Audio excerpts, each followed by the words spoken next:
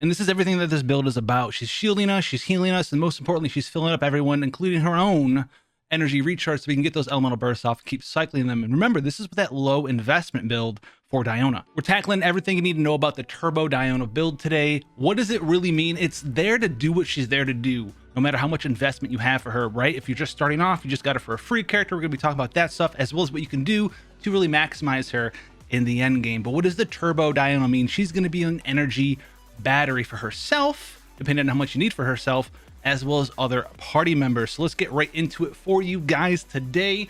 The encompassment of the Turbo Diona.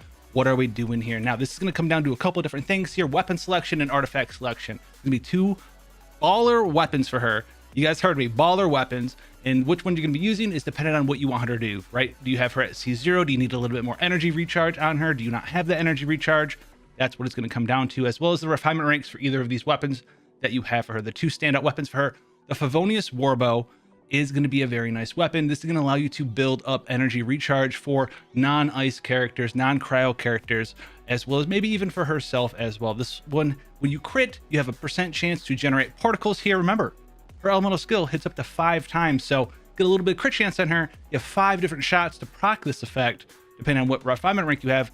Insanely high proc rate on this, and it's going to generate elemental particles. You don't have to put them on Diona. You can swap out after you generate them and then absorb them some other character. This is a 6-second cooldown, so if you're swapping her in using her press shield every 6 seconds, that's 1 energy per second to whoever it is that you want on your team. That goes a long way, right? Every 6 seconds, so that's 60 particles if you're doing this 100% of the time in 1 minute. That's a multiple elemental bursts out there across your party, especially if they have some energy recharge on them, because remember, these are particles that you're absorbing, and your energy recharge is going to multiply their value as well. So that's a very powerful weapon for her. But what about another weapon? The other weapon here is none other than the Sacrificial Bow. Now, this bow is going to have slightly less energy recharge on it at max value here when fully awakened at level 80, level 90, but this one has the ability of Compose. Now, when you damage an opponent with an elemental skill, you have a certain proc rate to reset the cooldown on that elemental skill again, and this works very well with Diona because her elemental skill, when held down, fires 5 attacks. So you're gonna have a chance for this to activate on each one of those, and it's going to reset the cooldown again. Now, this is going to allow you to have higher uptime on her elemental skill barrier. So if you're having a hard time balancing out, you're just starting out, you have both of these bows, you need the energy recharge, you need the HP % as well for her shields, as well as her heals. This is going to be very nice for you, and these are going to reset the cooldown, which means you're going to be using that elemental skill again, and those are going to generate ice elemental particles. So if you absorb them on Diona, it's going to give her a ton of element recharge to get that burst back up ASAP, because it's very expensive, guys. It costs 80 energy at base level with no constellations. 80 energy is a lot of energy on a 20-second cooldown there. So those are going to be the two standout weapons, and these builds going to be slightly different, mainly because the Warbow, you want to have some crit chance on there, so you're going to be wearing a crit chance circlet with this one here. But what about artifact selection? So there's going to be a lot of different artifacts here. Basically 3 ones that I think are the best ones, whether it's a low investment all the way up to high investment here. And there's like a 4th one, really, if you really want to get in there on that extra healing, although you don't really need it because those shields get so high up there that those shields are going to be big Gucci gain shields, especially if you have someone in your party like Fischl or Zhongli or Noel or whoever, or Albedo, who has the ability to go ahead and wear the new artifact set here, Tenacity of the Millith. Now, it doesn't have to be Zhongli. Obviously, Diona and Zhongli, not like the craziest combo because they're both shielders, but you can put this on Fischl, you can put this on Albedo, a non-shield character. You just need someone to activate this 30% additional shield strength, which is going to affect any shields on that character, on your active character, period. Diona shields, awesome. Put this on Fischl, awesome. Have that activated. Your active character to be a very tanky person. So what are the different ones that we're going to talk about here? We're not going to be talking about Scholar right away. This is a very interesting one. We'll be showcasing that as well. But the first and foremost one everyone starts off with, right? You are leveling up. Everyone's like, oh, the Exile set, really not that great. Exile set is pretty good. This one in the Scholar set, the 2-piece is the same 2-piece bonus energy recharge plus 20%. You are going to want some energy recharge on Diona. You want to get up to like 170, 180%. right, to really get this firing off for you there. So this helps you out a lot there. And then the substats on this thing you're looking for: HP percent and energy recharge. You don't need to worry about anything unless you're running that Favonius Warbow, maybe some crit rate as well there. But HP percent, energy recharge percent, you don't need attack percent, you don't need all that other stuff. You're not building her for a main DPS character. She's gonna be your support character out there, and she's gonna help you do a bunch of damage with your main active character. Now the 4-piece bonus here is a little bit out there, but it's pretty nice at the same time. Using an elemental burst regenerates 2 energy for all party members, excluding the wearer, for 2 seconds every 6 seconds. This effect cannot stack. Now this is a minor energy boost here, but she does have a 20-second cooldown on her elemental burst.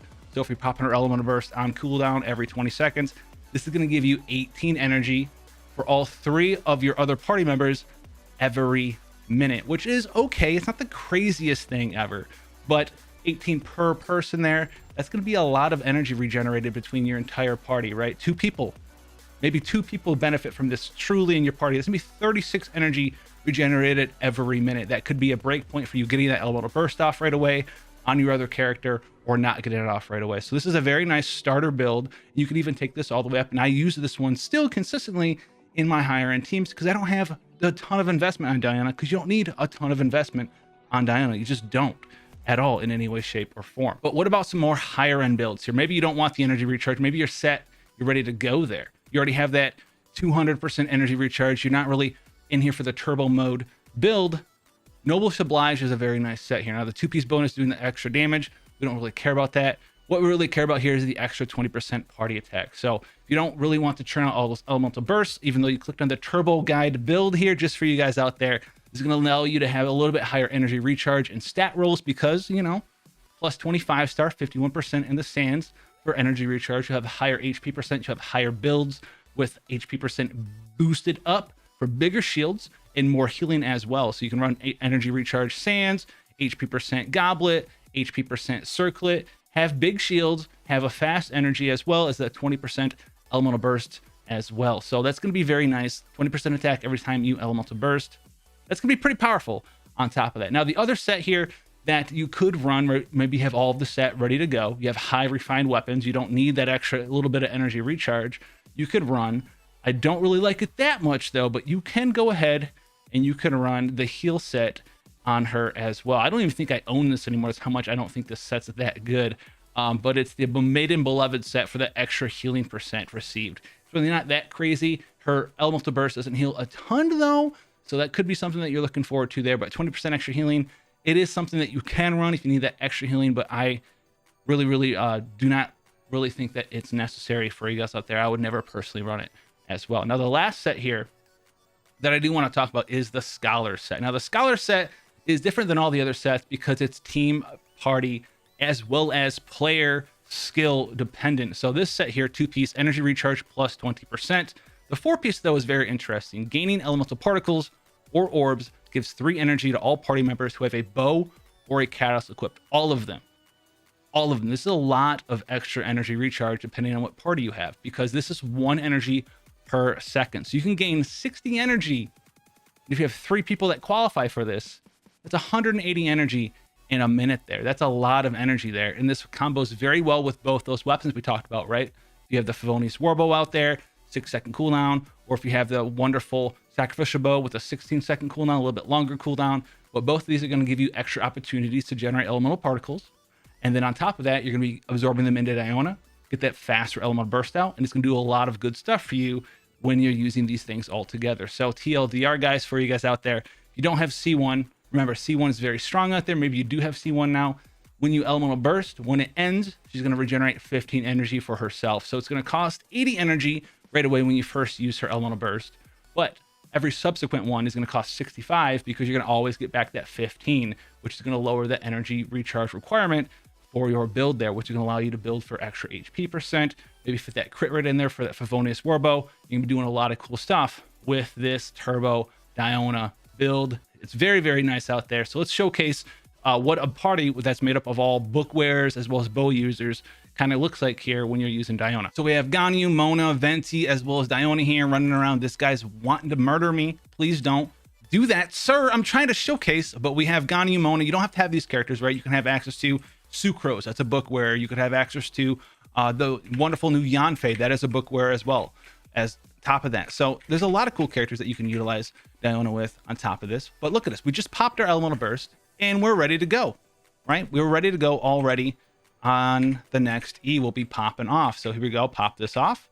And now we can generate these. And if we had no one else with an elemental burst, everyone's full up here, we could absorb those extra elemental particles into Venti, into Mona, into your Yanfei, into your Sucrose, into your Ganyu, into any of these characters. Now, anytime our wonderful Diona is regenerating particles, she's going to get that extra bonus there. So she got the ones from the Favonius Warbow, she got the ones from her elemental skill, she got the ones from the Scholar set, and it's just very, very nice. And it doesn't have to be generated by her. It's just any time on a 3-second cooldown she absorbs any particles, she gets that big boost bonus here. So very, very, very nice there. And you can see my stats right here on this very low investment artifact set: +1, +4, +0, +16, which is, I think, is a Hydro Cup. I needed it for the set. And then an energy recharge HP percent. So we only have access to 179%. So like I said, 180% if you don't have access to C1 is kind of where you want to go there. I have C1, so I could drop this down a little bit there if I wanted to, like 160%, because we got it just before the cooldown was ready to go there, right? We had like 3.5, 4.5 seconds left to go, and we already had our elemental burst ready to go there. So this is a very strong build for Diona. It's a turbo Diona build. It's very applicable to a lot of parties out there. Even in the future, right? You want to have that extra Eula all up. You could run Eula Diona as a double cryo team, so you get that 15% free crit rate. Then you put Fischl in there, and you put Fischl on the tenacity of the middle of the set, and you have one other character, whatever it is that you desire, and your Eula is going to be out there with big barriers on Diona, big defense buff from her Grim Heart stacks, big shield strength from the Fischl attack with Super Conduct, 15% crit rate, and then whatever extra character you want to add to your arsenal as well is another available use for Diona. She's a very powerful character. Having trouble in the New Abyss, because I know a lot of players are saying that the New Abyss is pretty tough, and I might put a video about that. If you want to see that video, let me know down in the comment sections below about some tips for that as well if you're having a hard time. But she's got a character that you can invest in, and you're going to use her in a lot of parties out there because she is cryo. So it's super conductive enabling, a melt enabling, access to freeze enabling. So 3 of the big ones right there. On top of that, big shield. Shields are highly, although they're getting a little bit of knowledge now and a little bit of love now, disregarded in Genshin Impact, and they are a big deal. And she also heals on top of that. So she does a lot of cool stuff in Genshin, guys. If you want to see more stuff about Diona, hopefully this build was quick and easy for you guys to understand. 180% energy recharge is kind of where you want to aim for. Favonius / Sacrificial Warbow, either one of those is good for you there. And then we talked about the Scholar set, Exile set, and then possibly even the Noblest set. You don't want to be that big energy battery, but I love the fact that you can be a big energy battery and just cycle through the different ultimates, help you out cycling through those ultimates with Diona there. So until then, guys, if you want to see more, take that sub, hit that like button, and I'll catch you guys in the next one. Take care, guys.